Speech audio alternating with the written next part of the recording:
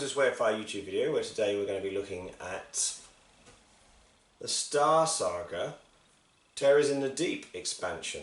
So this is from Mantic Games, their Star Saga science fiction skirmish game, and this is the first expansion that they've produced, and it's quite interesting because it deals with this race here. You might not see this very clearly, but it deals with a race called the Nameless, who are sort of aliens, sort of aquatic-y feeling sort of aliens, and it obviously introduces some new mercs as well. So we'll have a little look at that, unbox it, and we'll talk about a few of the components in there.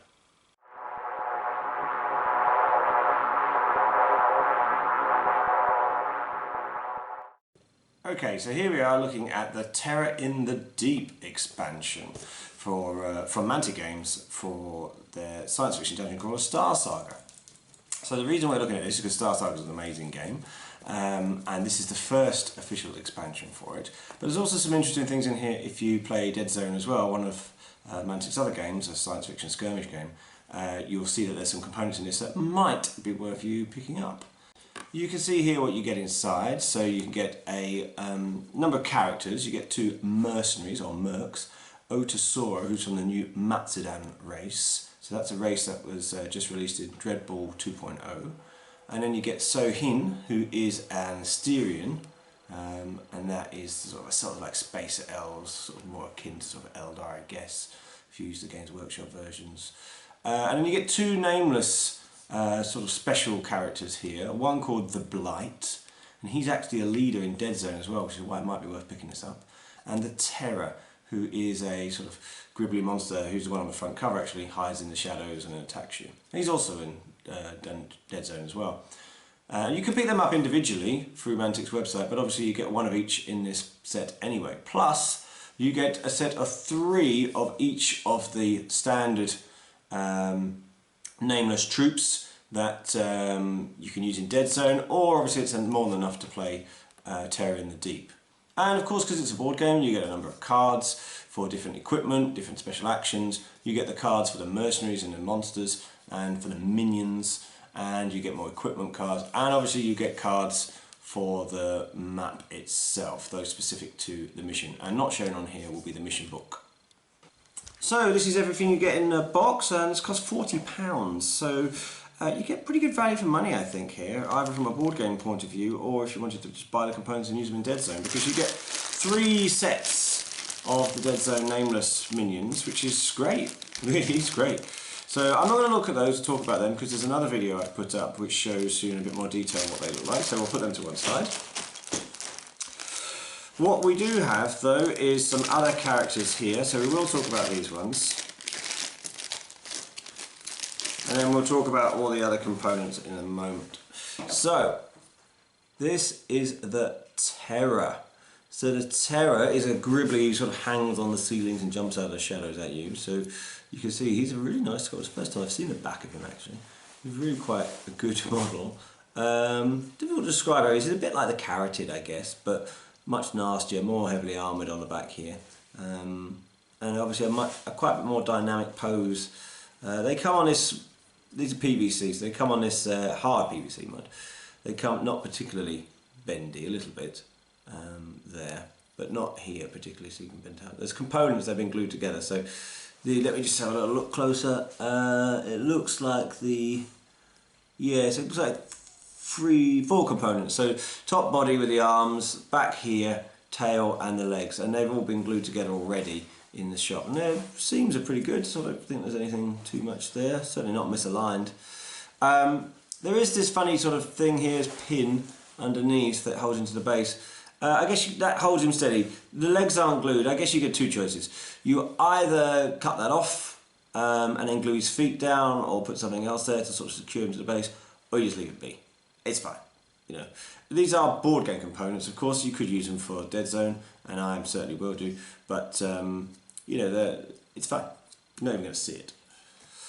Then we have the Blight. So this fellow, he is nasty. Look at that. He is a real ugly thing, isn't he?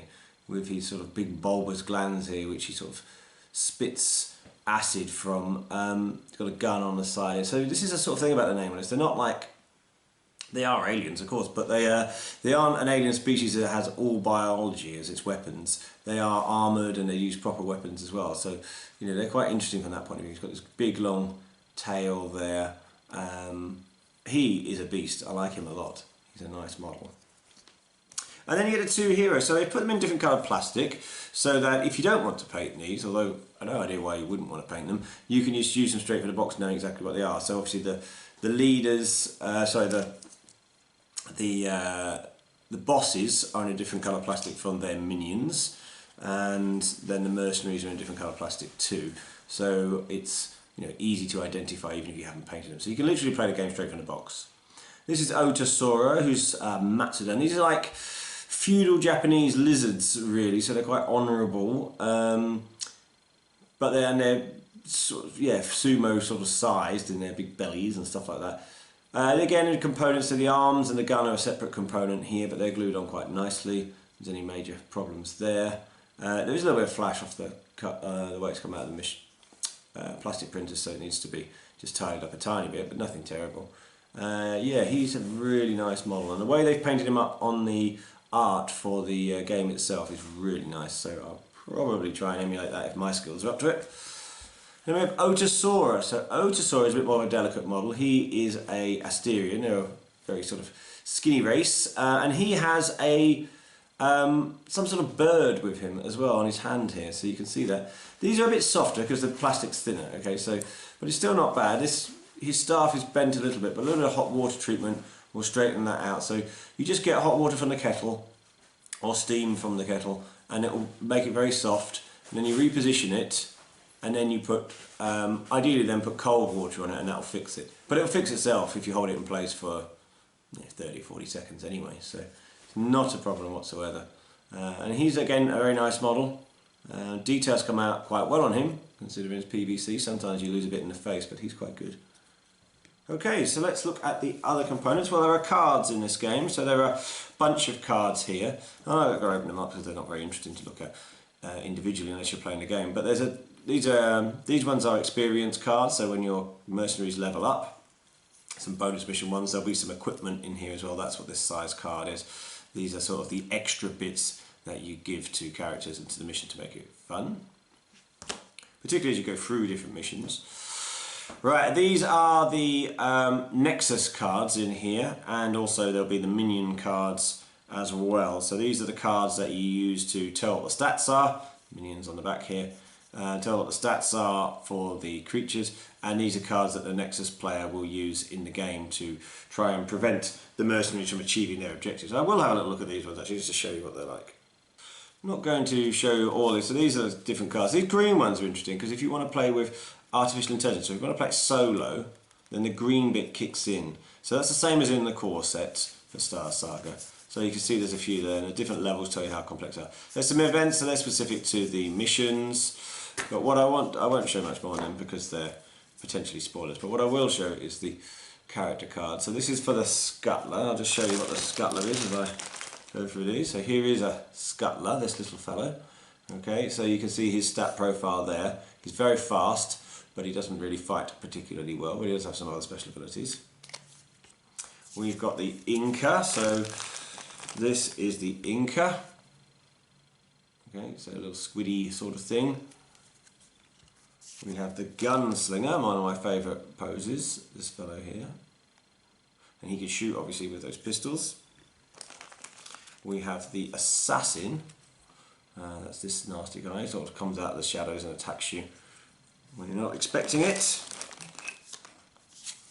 We have the Rifleman, so he's much like the Gunslinger, but obviously has a rifle. And then finally we have the big nasty one, the biggest monster in this set, which is the Ogre. And again, these guys are very heavily armoured, great big claws.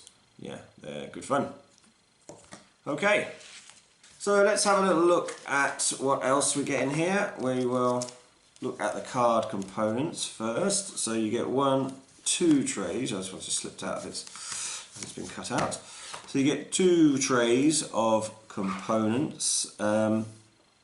There's a few, these things I think are specific to which aliens they are. You've got some nesting pods by the looks of it. You've got some terrain here, which, and these are obviously specific to a mission.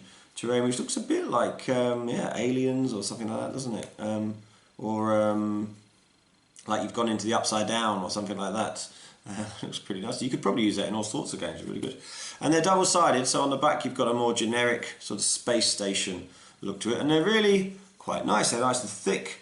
They're a good 4mm thick, I think, and they seem to be properly aligned, at least on this set. I have had a set before for a different game where they weren't properly aligned. That's a common burden with card printing, isn't it? But they look pretty good.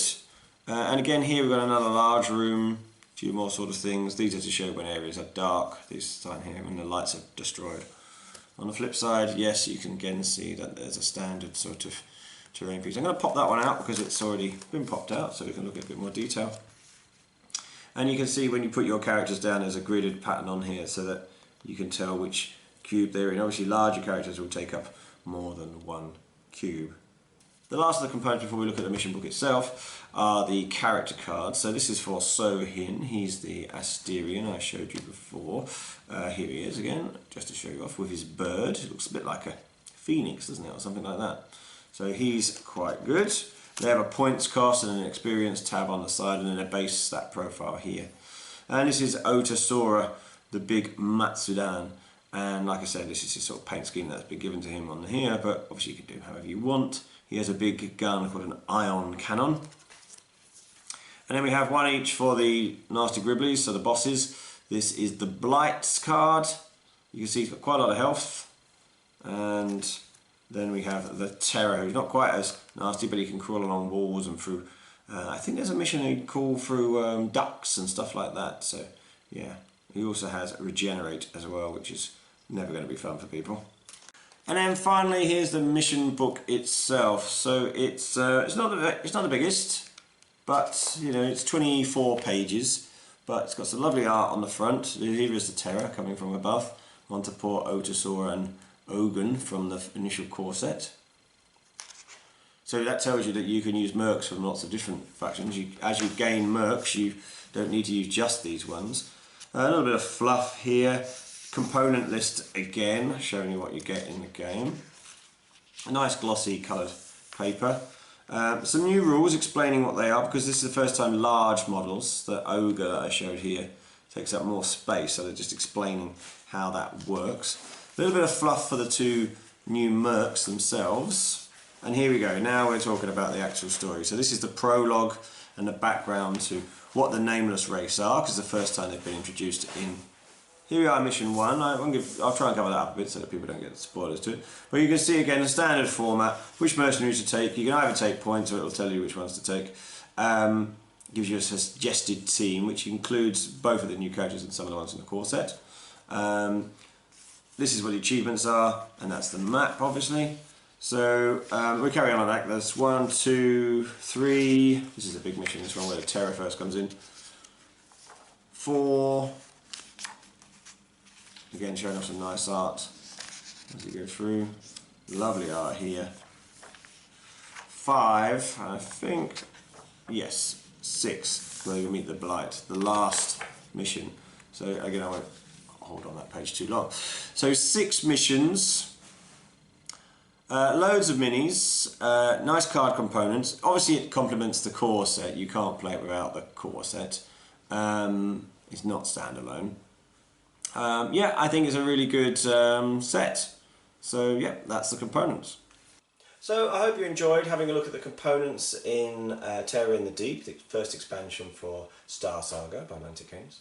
And you can obviously let me know if there's anything you want to know about them in the comments below. But I think it's quite interesting whether you're playing Star Saga. It's going to be obviously very useful for that. Or it can be used in Deadzone as well. There's plenty of components there, and the mercenaries will get their own stat profiles in the future, so may well be worth picking that up now, because it's actually quite good value for money for Deadzone as well, and obviously for Star Saga, your first expansion, a brand new race, is amazing. So thanks very much for watching. Please like, comment and subscribe, and take care.